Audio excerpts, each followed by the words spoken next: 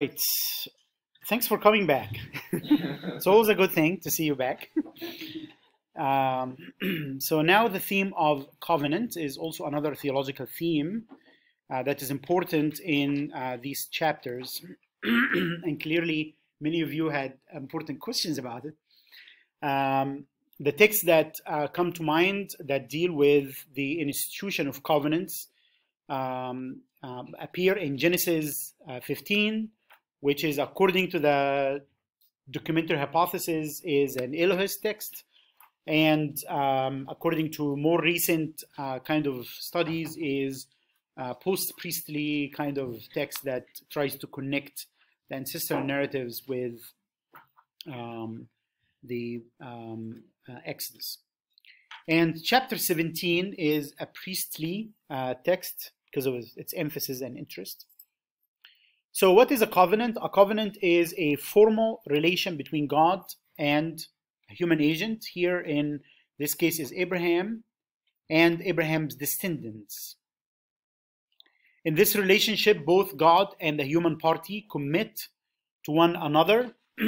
So there is a blessing and a responsibility. So whenever we think about this covenantal relationship, there is a divine initiative, divine blessing, but also human responsibility. What is intriguing about the ways the biblical covenants unfold is that even when humans fail, God remains faithful. Even if humans bear the consequences of their decisions and their rebellion, God is still faithful, and God renews the covenant with God's creation and God's people.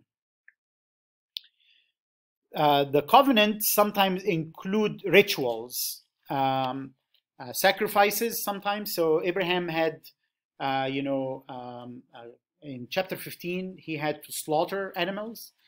And maybe that explains why the Hebrew idiom to make a covenant in the Bible, it's actually literally means to cut a covenant.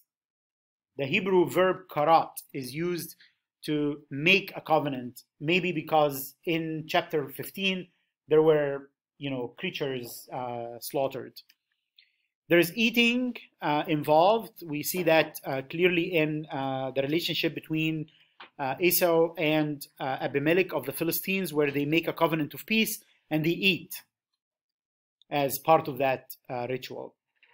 And in chapter 17, there is circumcision, which raises the whole gender question about it was only the male circumcised. So how were women included in that covenant? They were, but clearly it's marked on the male body. In Genesis 15, the emphasis is on God's commitment. And in Genesis 17, emphasizes human obedience and responsibility. So that's kind of like one, now that you read them side by side, even though they come from different traditions, they kind of complement each other in that one, in both God is the God who initiates, but at the same time, there seems to be emphasis on the divine commitment despite the doubt of Abraham. And then chapter 17 is in some ways talks about Abraham being complete or a man of integrity before God, and it expects them to circumcise everyone in the household and to keep this as a sign for the covenant afterwards. So that is the human responsibility by actually doing the circumcision. So the 1 million question that was raised before the break is Ishmael part of the covenant or not? So let's go to chapter 17. Chapter 17, verse 2, it says, "And I will make my covenant between me and you, and will make you exceedingly numerous." Remember these words because these are also part of the blessings and how the blessings that Hagar receives on behalf of Ishmael are similar to this terminology. I'm going to repeat that again. Some of the terminology that we read in terms of the blessing that God gives to Abraham are also similar, if not identical in some cases, with the blessings that God gave to Hagar on behalf of Ishmael, or gave to Ishmael through his mother, Hagar. Verse 6, I will make you exceedingly fruitful, and I will make nations, plural, nations, right, plural, that's important, out of you. The kings shall come from you. So, of course, here, some people say, well, you know, it was predicting that they will have kings. They didn't have kings at that time. But then scholars would say, well, that's clearly that it's late. It's not like writing that early period prior to monarchy. And verse 7, I will establish my covenant between me and your offspring after you throughout their generations, for an everlasting covenant to be God to you and to your offspring after you. And there the plural is used for offsprings. And verses 9 through 10, God said to Abraham, as for you, you shall keep my covenant. See, this is the human responsibility that I talked about earlier. As for you, you shall keep my covenant, you and your offspring after you throughout their generations. This is my covenant which you shall keep between me and you and your offspring after you. Every male among you shall be circumcised. And so on, talks about this as a sign. And then verses 15 to 27, God said to Abraham, as for Sarai your wife, you shall not call her Sarai, but Sarah shall be her name. I will bless her, and moreover, I will give you a son by her. So this, the continuation of the divine promise through Sarah. I will bless her, and she shall give rise to nations. Kings, peoples shall come from her. Then Abraham fell on his face and laughed, and said to himself, can a child be born to a man who is 100 years old? Can Sarah, who is 90 years old, bear a child? And Abraham said to God, and this is the verse here that is important, oh, that Ishmael might live in your sight. Oh, that Ishmael might live in your sight. This phrase here has been interpreted by some interpreters that I also follow their perspective, that this is some sort of a priestly terminology that in some ways, as if Abraham is advocating that Ishmael as his descendant act as the priestly role communicating between God and the people. So that is Ishmael, Abraham is wishing for a different role for Ishmael. To live before you is used in priestly tradition to refer to the priestly office. Okay? Oh, that Ishmael might live in your sight. God said, no, but your wife Sarah shall bear you a son. Is God saying no here to Ishmael being out of the covenant, or is God saying no, he is not going to be the priestly role?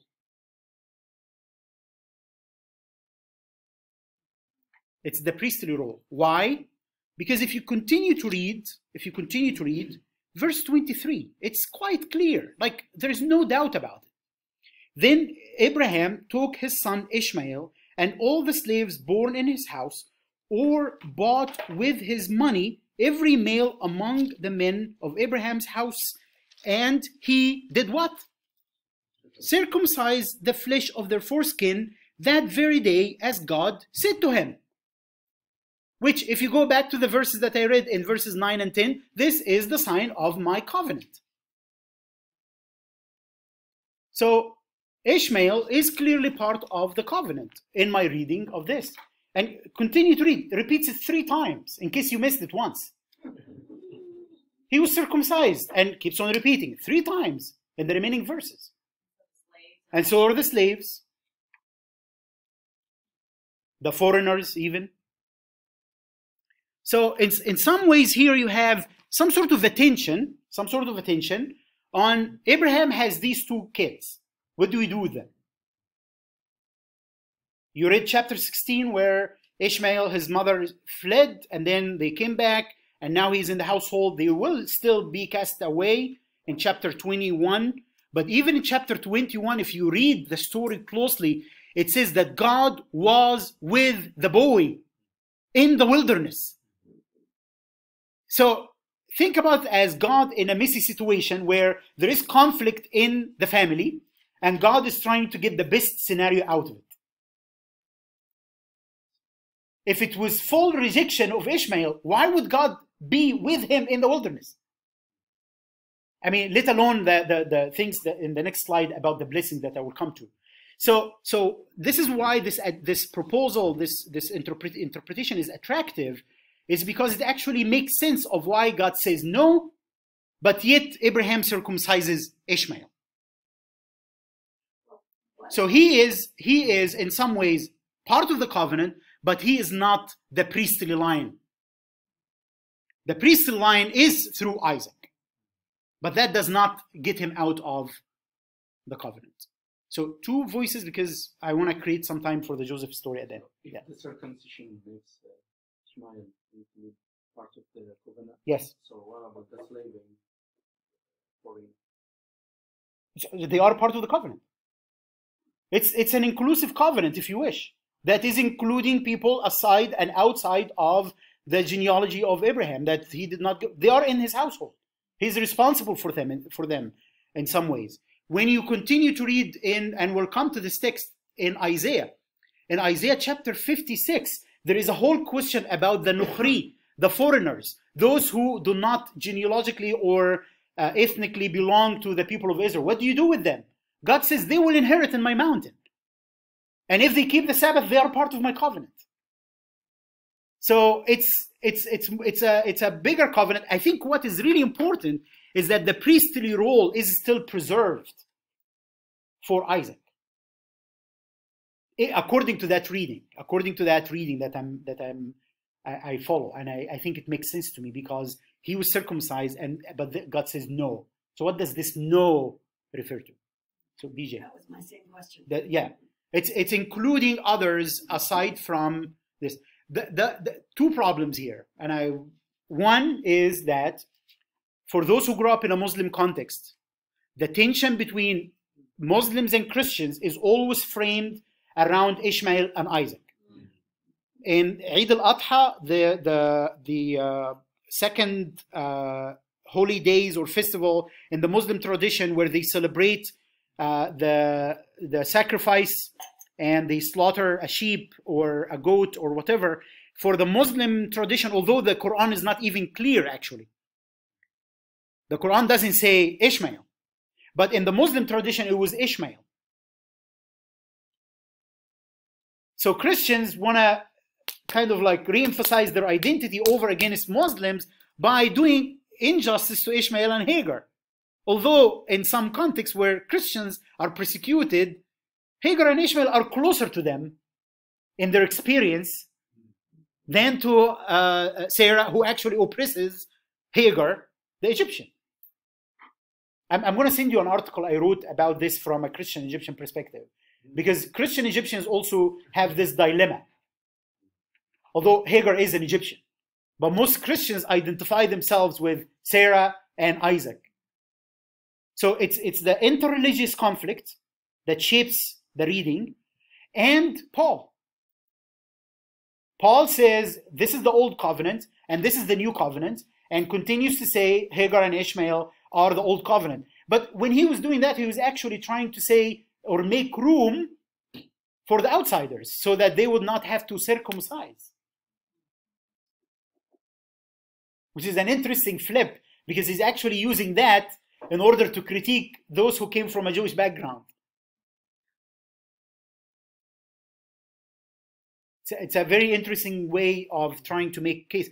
Why Paul then, that's my side here of adding this, why did Paul not say, hey, Ishmael was circumcised, so clearly these people, outsiders, Gentiles, can be welcomed anyway? Because he wants to say no circumcision is required. So Ishmael would not really serve his point. It would undo his point. That's why he's interpreting it this way. Are you all following this part? That in some way, if he says, oh, look at the scriptures, Ishmael was circumcised, he's part of the covenant, how was he then helping himself? He wouldn't. Because he, in Galatians, is making an argument that you should not need to circumcise before you become a Christian. Because he's reinterpreting, the Christian tradition in a new way, in some way. Janet? So what's very special about priesthood, like being, I don't know if that's a but yeah, the priesthood. Priesthood. Yeah. Thank you. Like, what's so special about it? So think about it this way. As opposed to covenant. Yeah. Well, no, it is essentially part of the covenant. So think about the priestly tradition is like in circles. So creation, forgive my terrible handwriting, and within creation you have covenant with Noah, and then Abraham, and then if you want to say like within the family of Aaron, and then even within that like specific priests. So it's like it's inclusive but also exclusionary in some way, based on the kind of role that they are playing. So is one better than the other? Not better, doing a role, having a role in God's purposes. And that goes back to the tension that I was talking about earlier at the beginning of the lecture. God is electing. We can't really know why God is electing or doing this, but clearly it keeps on narrowing down. So as even we narrow it down, we should not ignore the big circle. And as we look at the big circle, we should not ignore and leave out the narrow circle. There were in the priestly worldview, they in some ways were trying to make sense of, we believe in one God now. How does this God relate to these non-Israelites? That's the tension about monotheism. By the way, we take it for granted because we are like taking monotheism for granted. But if you believe in one God, how does this God relate to these people? But how are we particular? So that's kind of the theological tension. There is a kind of a political explanation that some scholars say that the priestly tradition reached its kind of form during the Persian Empire. And the Persian Empire was actually more tolerant towards religious difference than earlier empires or earlier traditions. And therefore, the priestly tradition is not negating the peculiarity of Israel and the priesthood, but is not doing that over against everyone and just leaving everyone out. There are, of course, like Egyptians are portrayed pretty negative in the priestly tradition in Exodus. I will come to that later in next week. But for now, this kind of perspective now is being in the covenant in what way? Janet, like it's good to raise this question. I'm not giving this as an explanation to explain away. Gender is a significant point that Kristen was talking about during the break. Where, what about women here in this? I mean, it's circumcision. They were not priests. So you have all of these important questions that I think I need to move on. So keep those questions. I promise we'll get back to them. So the promises and the blessings. The promises and the blessings continue beginning with Genesis 12. And they keep on appearing and reappearing in the renewal of the covenants. And also you could read again the stories of Jacob and Joseph, and you will see these blessings come back. A promise is a divine utterance. This is from Brueggemann, or a rewording of Brueggemann's idea. A divine utterance of a new reality when all human resources have been exhausted. The divine utterance calls for a human response of faith, trust, and obedience. So when all of the resources are out, God speaks a promise. So promises are not coming out of surplus or having a lot. It's actually the other way around. Of having no hope, and then God gives a promise. Progeny is one of the key promises, and think about it as this was significant to survive amidst wars, diseases, and disasters. It's a continuation of creation theology: multiply and be fruitful. Forming a peoplehood, community, and continuity in the midst of fear of exile and conflict. So when they are in conflict, when they are exiled, when they are forced out of their land, these promises of a family is very important. You could ask any migrants, any people who were forced to migrate, they think about family in a completely different way than when they are taking their families for granted because they are always there and they bug them. But if you're in danger, family and continuity takes a different form. Hagar receives similar blessings on behalf of Ishmael that are similar to the wording of the blessings that God gives to Abraham for his descendants, if you want to think about Isaac. These verses, read them closely. I checked the Hebrew. It's not just the translation. And it's so significant where you have this foreign woman who was abused in Abraham's household, who is also oppressed by Sarah. And the Hebrew text uses the same exact Hebrew words about oppression that are used in Exodus to talk about how Sarah mistreated Hagar. So a reversal. You have the mother of the Israelites oppressing the Egyptian. And then in Exodus, the Egyptians are oppressing the Israelites.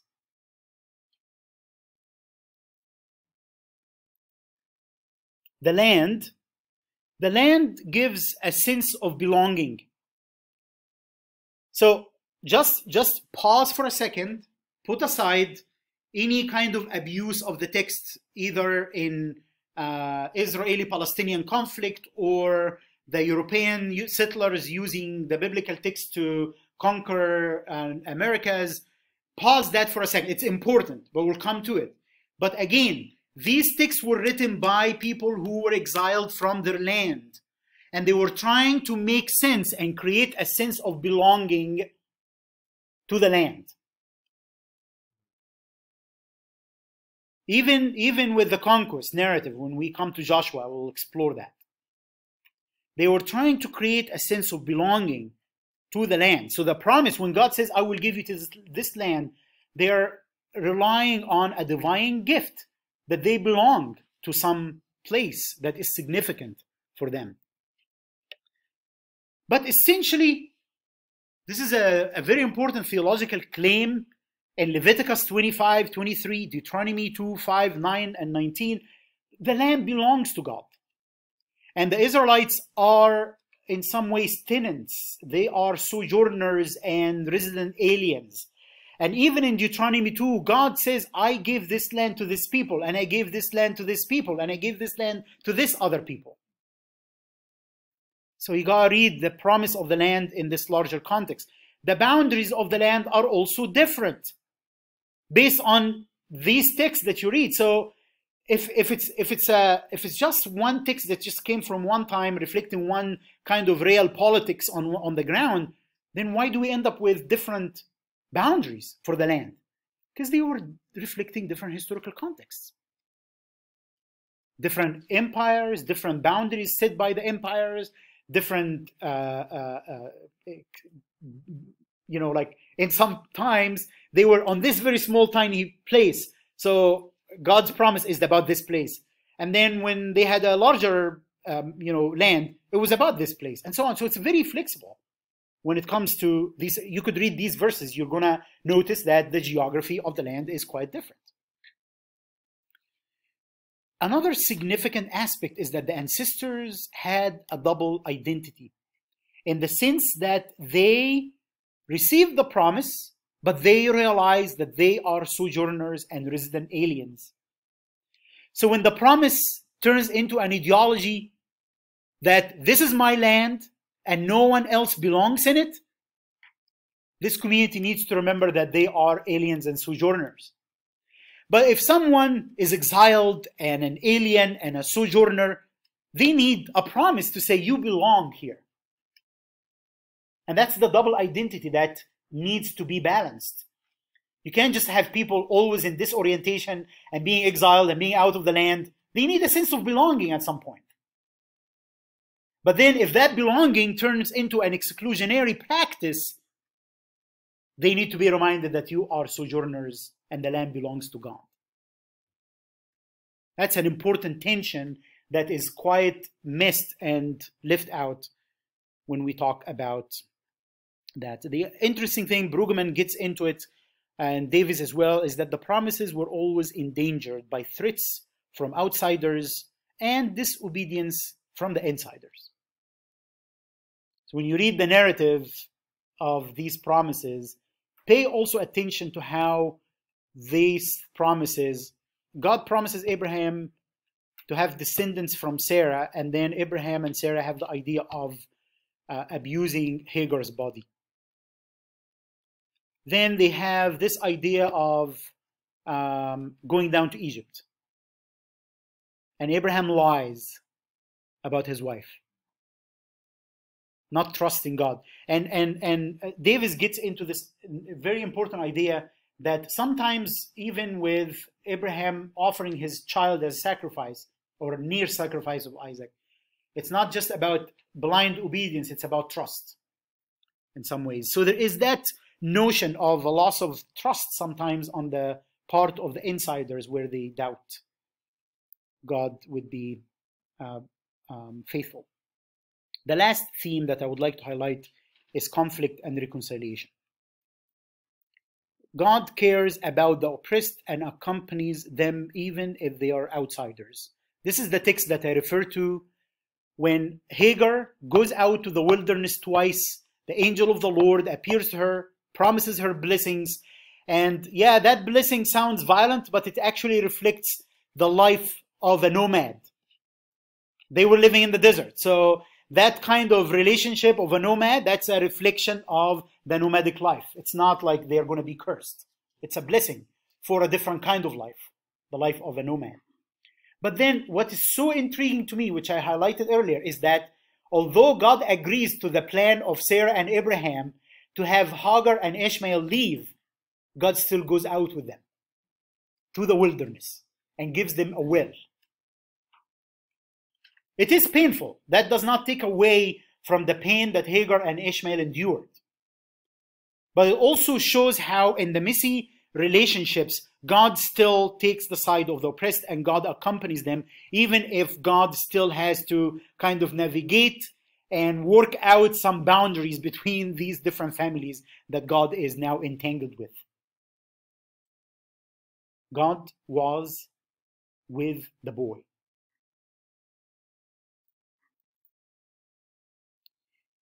Why would the Israelites preserve this story of Hagar and Ishmael? My idea about this is actually self-criticism, is a reflection about the abuse of power that can happen even by those who are insiders, those who are part of the covenant, those who are part of this self-criticism. I don't know why it's highlighted this way, but maybe there is a word that says self-criticism somewhere on Moodle, so it picks up as a hyperlink. And this is so important in peace building and in reconciliation, where if God takes the side of the oppressed, then what about those who have power? Are they able to critically reflect on the power and the agency that they possess? Isaac and Ishmael, as I mentioned earlier, there is that recognition of one's role, celebrating otherness within, that Ishmael is part of the covenant. He's an other, he's different, but he's still part of the covenant. So diversity even within that framework of the covenant is helpful in reconciliation.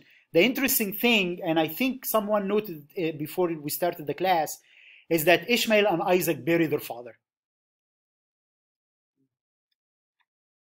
There is also the double identity of the sojourn and the promise that makes Isaac not use violence against Abimelech, although he was greater than Abimelech, and that's the word that Abimelech says. He does not use violence. He actually, every time they put dirt in the well he dug, he did not use violence. And they reach actually a reconciliation and a peace agreement between them by creating boundaries for each side in the agreement to survive together. This is between Isaac and the Philistines. Then there is wrestling with God and seeing God in the other. This is a very fascinating and moving verse where after Jacob wrestles with God and names the place Penuel, because I saw God. Then when he meets his brother, he says, seeing your face is like seeing the face of God. Was he lying? Was he being, his old self trickster? Or did he really change? And he started to realize that one way moving forward in this reconciliation, not only his brokenness now as he limps on his broken hip, and his transformed identity, but also realizing his brother as a person who and in whom he can see God. Because his brother actually welcomed him despite all of the harm he caused him. Seeing your face is like seeing the face of God. And finally, what transforms conflict in these narratives is seeing the world through the eyes of the other and finding meaning in hardships for the sake of the other. This is some of the fascinating transformation that happened to Joseph and to the brothers. When they did not know that it was Joseph who was speaking to them, in chapter 42, the brothers say, this is happening to us because of what we have done to Joseph.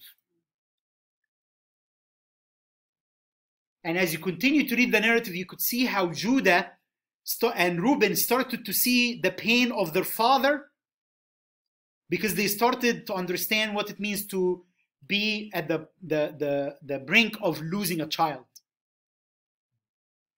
They start to see the world through their father and through their brother. But then Joseph, despite the hardship, he does not deny that they actually did terrible things to him. He says, you intended evil, but God used that to give you survival. That does not mean that let's do evil to each other so that God would do good out of it. But because he is the oppressed one who's actually coming out and say, you know what, I also see now that my power that I dreamt about is actually meant to be not power over, but power for our survival. So this is the beautiful story that is messy, that's full of conflict, that then within these families, you could see how also reconciliation emerges out. By, at least in the story of Joseph, by seeing the world through the eyes of the other and recognizing that the power that you may have should be a power for and not power over those others. Comments, questions on this, and then we'll transition into Joseph.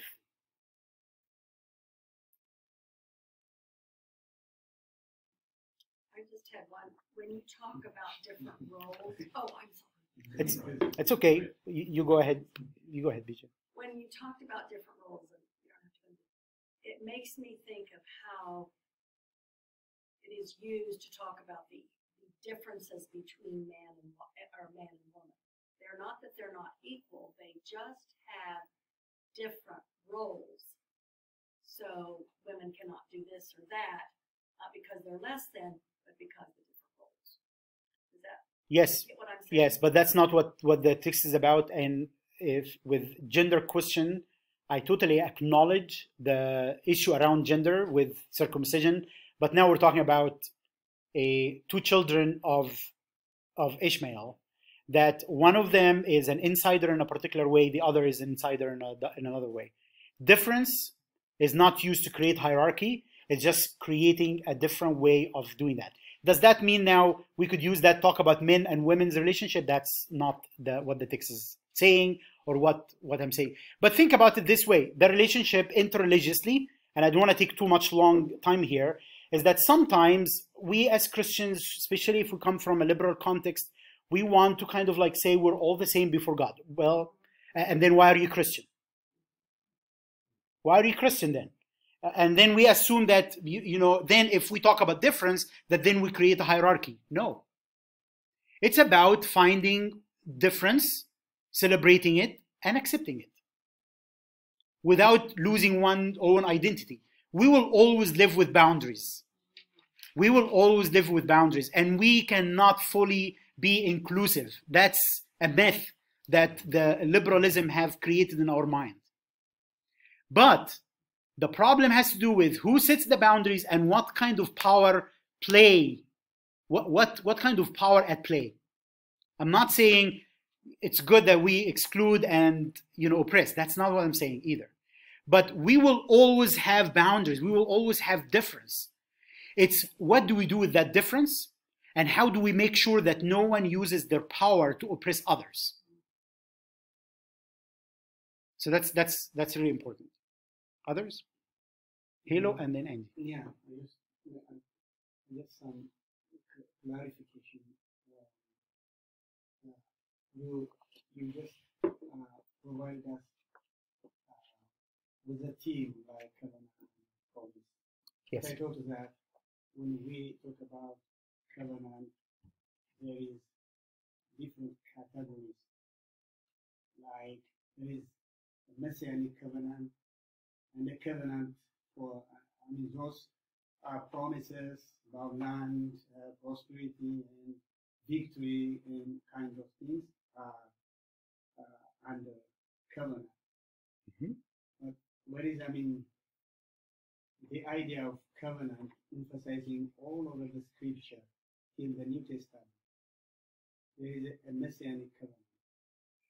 Do you mean that when Ishmael is part of the covenant? Yes. How do you differentiate this, the messianic covenant we are emphasizing? Yeah. Where do you see in scripture the messianic covenant? Since we are making a systematic. No. It's not about systematic, but which text do you have in mind when you say messianic covenant? Genesis 3? 12. But that's not covenant. It doesn't use the word covenant. So what does so say for Abraham, I will bless through you all the nations? Sure. And God did that through Joseph in this immediate context, blessed Egypt. So this is the immediate context. So what I'm asking you to do is to just pay attention to the text that you're reading and learn how to work with the text as you read it. I will come to this notion about the covenant between God and Israel, then that they broke, and then the New Testament talks about the new covenant, but that's not here. Even when Paul talked about the new covenant, or the author of Hebrews talked about the new covenant, they didn't go back to chapter 12 or chapter 17 or chapter 15. They actually went to Jeremiah 31. So I just want us to like I will come to Jesus. Don't worry about that. I will definitely come to Jesus when it comes to but that because I will be working with those specific texts from Exodus 19, Jeremiah 31, and then the Lord's Supper. But this is one of the things that I'm hoping that we develop is stick close to the text. Now, Ishmael, as I want to answer that because if you're interested, let's say, in how Muslims now are viewed, maybe that's the question. Although the immediate response is, why do we have to associate Ishmael with Muslims? It's an Islamic tradition, but it does not actually. It's not in the text themselves. The texts are talking about the Ishmaelites who were living in the southern parts of the Promised Land. Who are these people? How should we relate to them? How do they relate to us? That other traditions then use that in order to talk about their own faith, that's their tradition. If Muslims then believe in Jesus, they are part of God's covenant in that sense, right? But if they choose to be Muslims, they are part of God's relationship with Muslims as Muslims see it. So like, let's differentiate a little bit between our interest and work in interreligious context now and what they were working with in the ancient texts. Andy, and then we need to move on. Yeah. Yeah. So I'm trying to differentiate between two things here. One is that once I see a covenant, then I can't just jump to anything about the covenant in the New Testament, because the New Testament itself made some connections. They quoted Jeremiah. So I need to stick to Jeremiah. Paul also quotes from Genesis chapter 12 in Galatians. Oh, absolutely. But doesn't talk about the covenant there. About the seed. Yes, about the seed in Galatians 3. Yes. And I'm not saying that God does not have a special plan through Isaac. But what I'm saying is that you cannot just because of Paul exclude Ishmael, because clearly in Genesis itself, he's not excluded. He has a different role. Then it becomes really ironic is that we want to exclude Ishmael so that we include him again. Why? Are you all following this? That we want to exclude him so that we actually go and say, hey, we have a covenant through Jesus and we want to invite you into it. That's what we're doing, right? We want to find a way to exclude them so that we would include them. So it's not about like, oh, they're like, I celebrate my Christian identity. And I celebrate my relationship with God through Jesus in a way that I hope it would be inviting. But I am not in place to decide whether how Muslims relate to God or how God is at work with them and through them. I live my Christian life and I witness by way of living, by way of words about who I am, without deciding who's included and who's excluded, because that's not my work, that's not my job. But at the same time, I think what I'm trying to say is that let's slow down when we read these texts, and as we bring these presuppositions, the systematic theology or the interreligious context, let's see how they also affect and impact the way we read the texts themselves. And I'm not saying we will fully leave those out. We can't. So I hear your concerns, but at the same time, I am inviting you to just say, okay, here is this text. I'm going to work with it in this way. Even if Paul picks it up to talk about faith, right? The faith of Abraham, but doesn't get like, oh, but that means Ishmael was out. That's what I'm saying. Like, just let's read Genesis with its complexity for a bit without like having to pull from Paul. All right, let's take a deep breath and stand and stretch.